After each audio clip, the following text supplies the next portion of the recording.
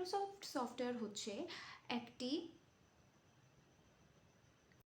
Microsoft Excel কি?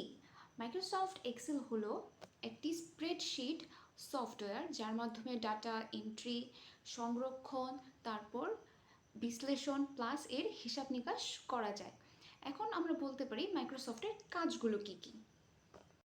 Excel দিয়ে আমরা যে সকল কাজগুলো করতে পারি, প্রথমত ডাটা এন্ট্রি করানো যায়, আর সেই ডাটাগুলো রো এবং আপনার কলামের মাধ্যমে সংরক্ষণ করা হয়। দ্বিতীয়ত হচ্ছে আমরা যে কোনো যোগ বিয়োগ গুণ ভাগ অর্থাৎ গাণিতিক যত কাজ আছে সবগুলো কাজ আমরা এক্সেল দিয়ে করতে পারি।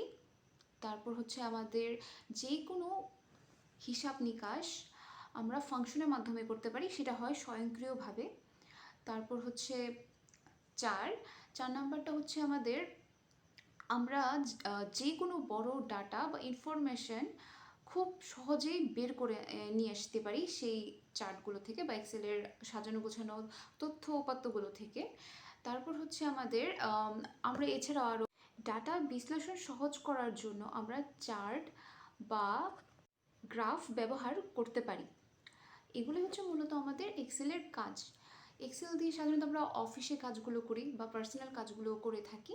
তো এটা সব মিলে যে কোনো তথ্য বা যে কোনো হিসাব নিকাশ ভালোভাবে সেই ডাটাগুলো সংরক্ষণ করে থাকে, যে কারণে আমরা সহজে তথ্যগুলো মানে যে কোনো সময় উপস্থাপন করতে পারি, বা আমরা যে কোনো কিছু খুবই সহজে সার্চ দিয়ে আমরা বের করে নিয়ে আসতে পারি।